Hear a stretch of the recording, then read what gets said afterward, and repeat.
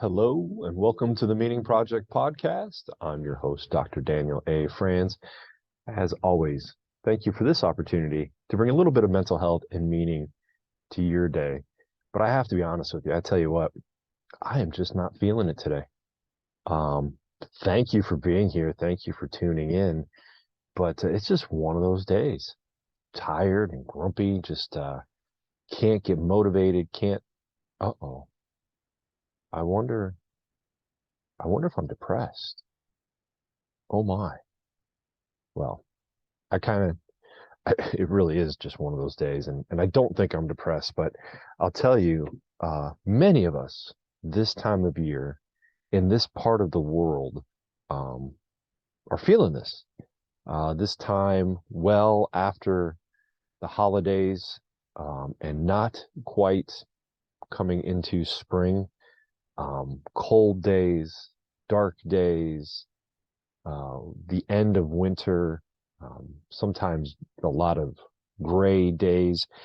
These days can be wearing on us. They can certainly make us feel a little down, but that doesn't necessarily mean we're depressed. So one of the things I wanted to cover today is really, we can look at what is now being labeled, not just now, but in recent history, labeled as seasonal affect disorder compared to depression, because they are two very real situations, diagnoses even, that we can manage in a variety of ways.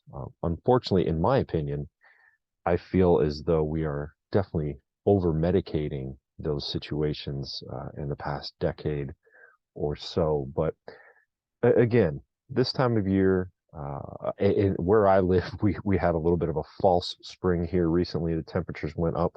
It was nice and warm. You could go outside, excuse me, without a coat. And then I just took the dogs out before recording this podcast, and it was snowing and it was chilly. And it wasn't just chilly, it was brutal. The dogs did not get much time outside because it was dang cold and I was not quite prepared. But when we have these cold, long, dark days, um, our bodies have this natural desire to want to hibernate. Primitive man would hibernate in different ways. They would stay in longer, much like how we probably hibernate and stay in the house much more often. Our body is not getting enough sunshine, sunlight, and so we're probably not producing enough levels of vitamin D, which is important in mood regulation and the manufacturing of different, or remanufacturing of different neurotransmitters. And so it's really important to try to do things so that we feel better, that we can feel human, that we can feel lively. And so that this does not become depression, not that seasonal affect disorder or the winter blues will turn into depression, excuse me, but they can weigh on us for a while. So let's talk about the difference, right? Again, that feeling I expressed about today, just feeling tired and down, um, low, lacking energy, having a hard time kind of getting myself started. That is definitely some symptoms of those winter blues, of feeling like maybe I don't have enough vitamin D. Actually, I haven't taken my vitamin D in a while. For those of you struggling with this, I'll tell you, you get your vitamin D. Most of the time they come in units of 5,000 tablets. I have been told, excuse me, I'm so sorry. Um, you can usually take 10,000 at a time, 10,000 units, usually 2 pills a day, and will certainly boost mood. I know in some situations, I've known friends, clients to be on 50,000 units a day. That is certainly something you want to check with your physician, get your vitamin D levels checked, because too much can become toxic to the liver. You don't want that. But if you're too low, you're certainly going to feel it. You're going to feel darn near depressed and fairly low. So if you are feeling that, I'm an advocate for visiting with your physician every 6 to 12 months for a checkup. If you're feeling low, get some blood work done, see what your vitamin D levels are at. And even if you're not feeling that low, get on the vitamin D this time of year, 5 to 10,000 units. But what is the difference between this just kind of feeling low towards the end of winter, moving into spring, and true clinical depression? So if you don't mind, again, I'm going to read to you from the Diagnostic and Statistical Manual. Um, most of these can be found, I think when you do a search, Mayo Clinic and WebMD come up and they're going to give you the criteria. So if you don't mind, I hope I can explain these criteria to you a little bit more. And we'll compare my current symptoms today to what true clinical depression looks like. So give me just a second to...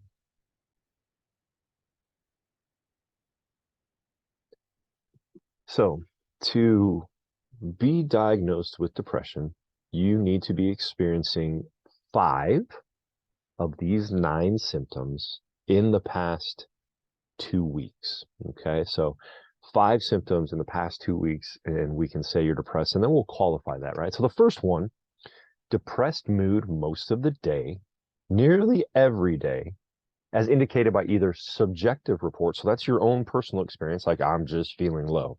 What I just told you would be my subjective report. But it's also helpful to have observation made by others, right? Others saying, wow, you really appear down, low, tearful. Okay. So subjectively, but also objectively can help, when we have that other person's perspective. Note, and this is right in the manual, in this is funny. This is funny because I have kids and I know many of you do too. Note, in children and adolescents, this can just be an irritable mood, right? And they may express that irritability. Criteria 2, markedly diminished interest or pleasure in all or almost all activities most of the day, nearly every day. Again, as indicated by either subjective account or observation. This is when we see people just truly losing interest in things they once enjoyed, whether it's reading or activity or TV. There's a general sense of just lethargy and lack of an enjoyment.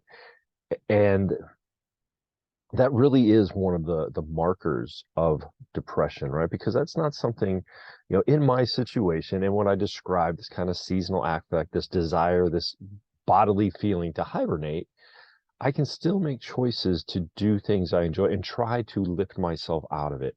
However, true depression, it's really hard or it nearly impossible to do that because the body, if we talk about it being a chemical imbalance, the old chemical imbalance statement, in the body, like the human body is not producing, we believe, we're not quite sure, but we think it has something to do with neurotransmitters, specifically serotonin and dopamine, right? So if it's physiological, it's not a choice to say, well, I'm going to go play the guitar or take a walk or something like that to feel better, watch some TV.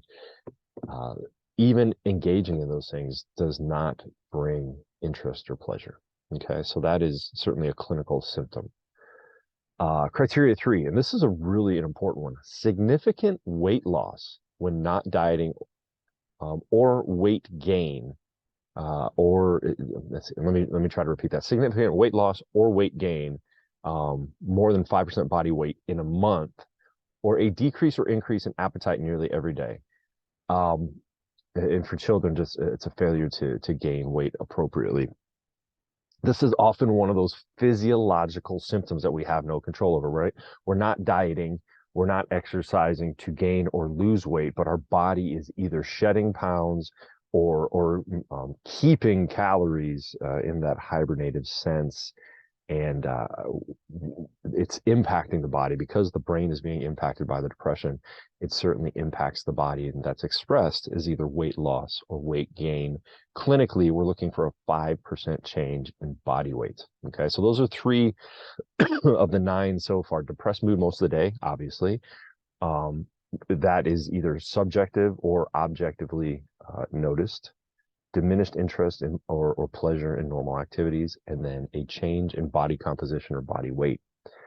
Number 4 is a pretty important one: insomnia or hypersomnia nearly every day. Depression impacts our sleep cycles so that we're either tired all day long but not sleeping, Many people experience incredible insomnia of hours upon hours every night. And sometimes that has to do with just the circadian rhythms, our brain rhythms being off because of depression.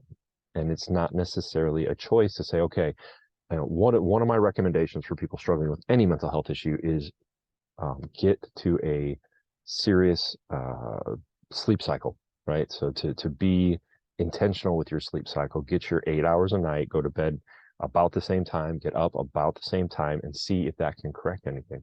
People struggling with depression really have a hard time doing that because, again, it is a physiological situation that they may or may not have control over. Okay, so insomnia or hypersomnia. Insomnia is an unfortunate one, but we also have to look for hypersomnia, sleeping way too much. When the body's depressed and just wants to shut down for 11 or 12 or 13 hours a day on a consistent basis. Again, this isn't just that one-off, weekend where you stay up too long watching Netflix and you feel terrible the next day.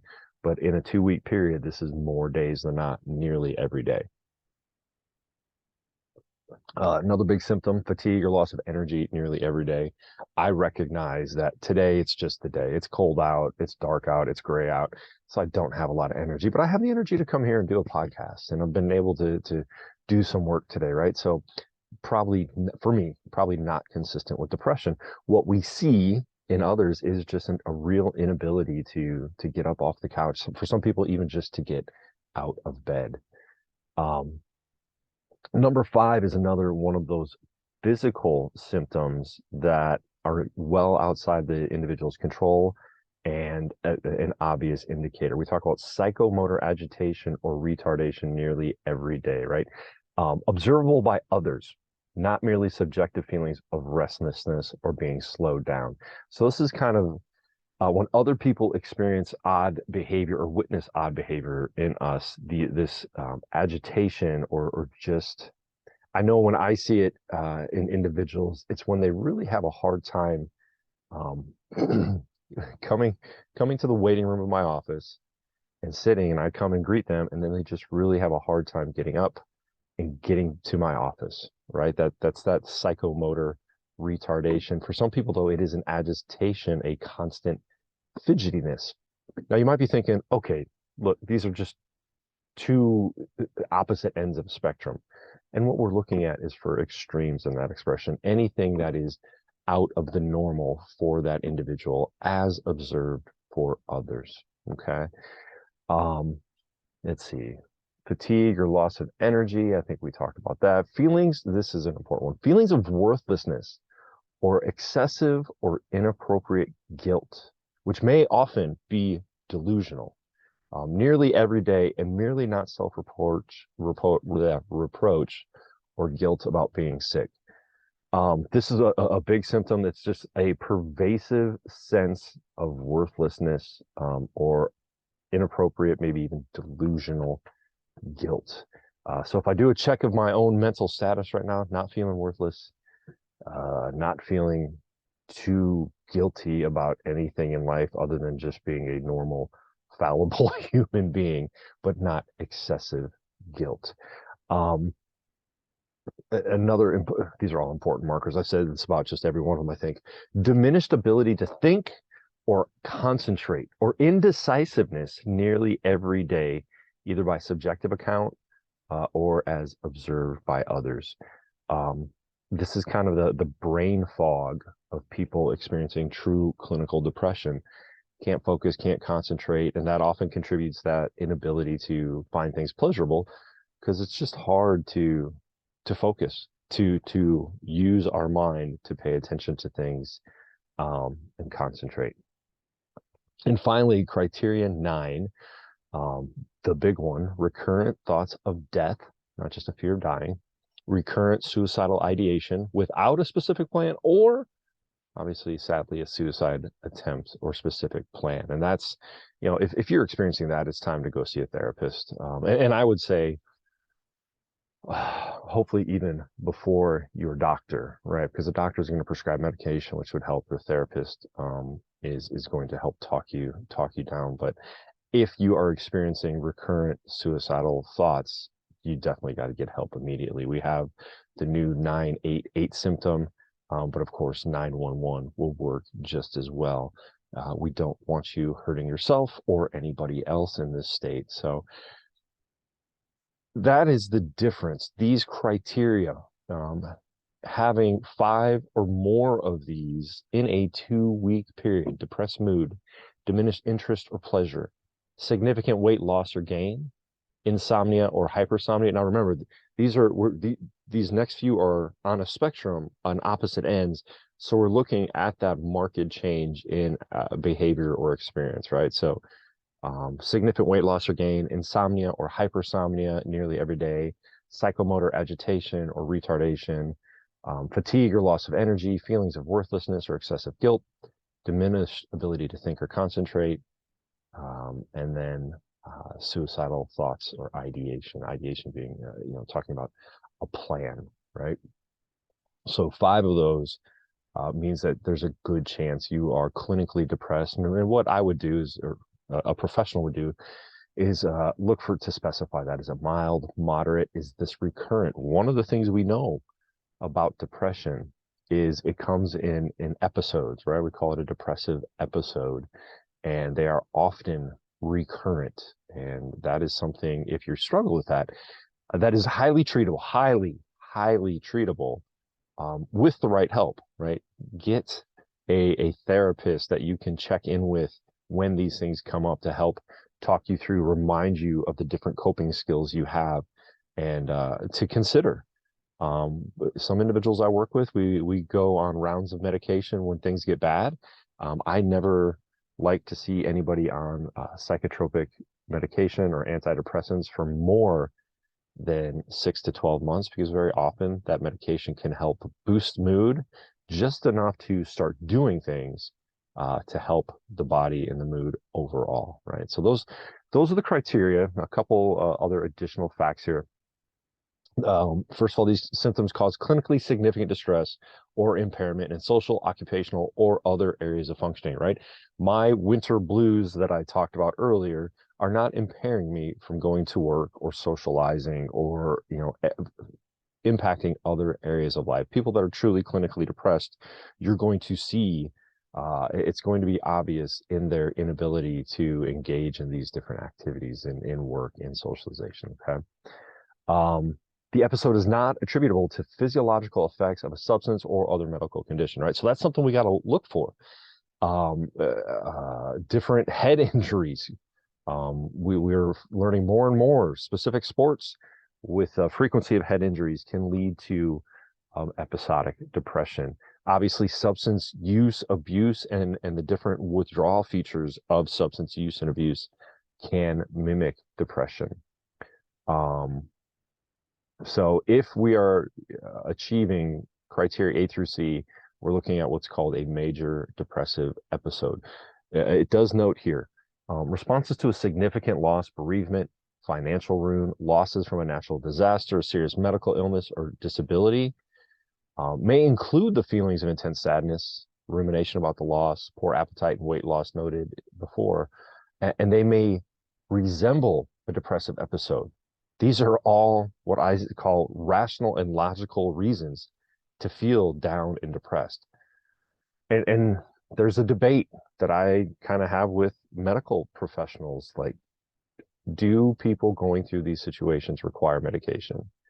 If you've suffered a job loss, a significant financial loss, death of a loved one, very often a physician is going to put that individual on medication, but is it necessary? Sometimes grieving through the loss, grieving through the financial difficulty, as we talk about logotherapy, turning these difficulties into accomplishments, growing from the difficulty is going to have better, long-lasting effects. We live in a time where when we struggle, we look for quick and immediate improvement, often in the form of a pill. And when we talk about bereavement, when we talk about death, grief, loss of a loved one, financial ruin, mistakes on the job that lead to a job loss, these are learning opportunities that psychotropic medication, antidepressants may just numb us out of. And so it's a question that is often, look, I've told you before, I've said it many times, I love what our physicians do, but very often they're looking for the quick and most effective way to help you feel better. And sometimes feeling better in these situations means going through it and experience it and growing from it rather than impacting your neurochemistry to change it or to change your perspective on it. That's where a good therapist or a coach or anybody you can work with will come in handy, right? Let's see. Let's qualify here. At least one of the major depressive episode is not explained by one of the schizoaffective disorders or schizophrenia or other kind of right. Some of our other more, not to say depression is not significant, but more significant, more severe mental health issues, mental illnesses will have depression along with it. And co-occurring with it, right? And one of the other things we have to pay attention to in diagnosing depression is that there isn't a manic or hypomanic episode.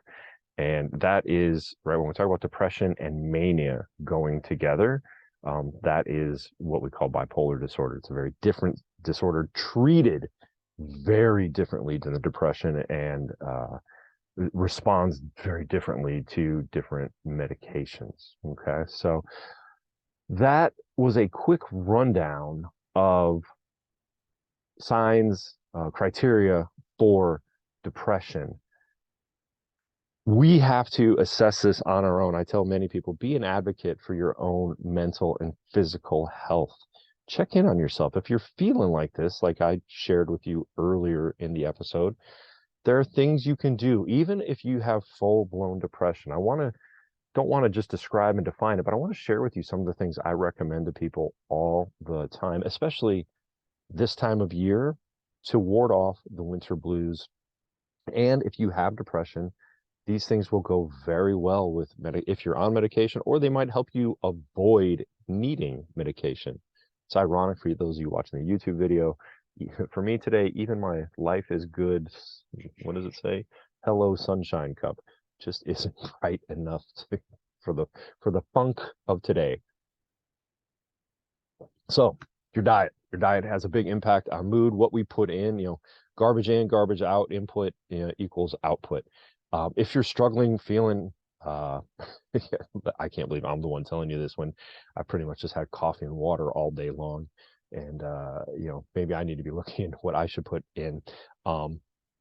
One of a dietitian once told me, the more colors you can put in your diet on a daily basis, the better, right? Deep greens, spinach, blues, blueberry, the different carrots and vegetables and things like that. The more nutrients, I believe they're called phytonutrients, micronutrients, that help us to have the chemistry we need in our body to produce the neurotransmitters we need and to be at optimal health.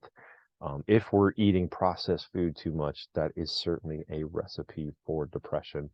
So if you're feeling down, if you're feeling low, comfort food once in a while is okay, but a consistent diet, a consistent healthy diet can certainly lift you out of that. Exercise, activity, hobbies, creativity, right? All these things, engaging in something, even, right? So for the winter blues, engaging in these things should make you happy or at least be somewhat pleasurable. If it is depression, going back to that criteria, it might not, but do it anyway. See if it lifts you out of that.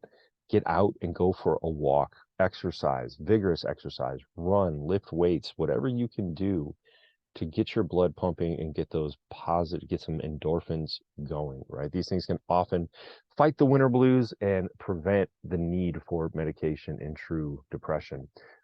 As I said before, sleep cycle is important for our mental and physical health. 8 to 8.5, 7 to 8 hours a night.